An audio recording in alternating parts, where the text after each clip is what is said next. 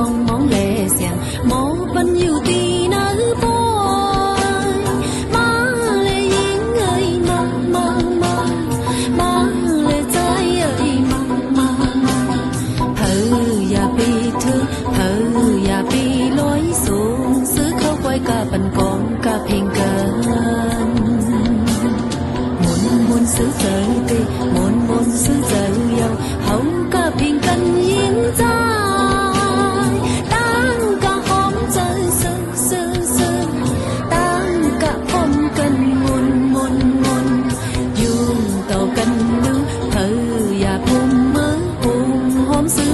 bần con cả phiền cơn má ơi má tiêu muốn sông xứ ca bần con sư lệ tăng hăng mình ăn chơi bên cuối pin đi ốc non khay gần phong thành chơi cả bần con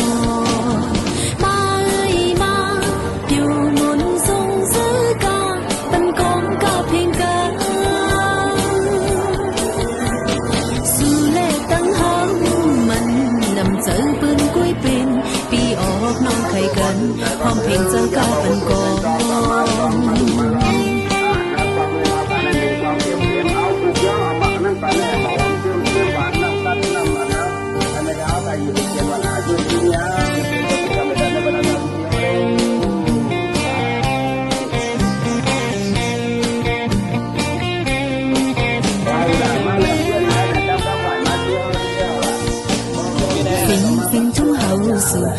phình trung hậu sự mưa còn on mỹ ma thương phình tay hậu khư tay hậu thương phình mừng tay hậu tay lô hạt bén phong cần pin hén sai lén bưng hư hậu mờ xuống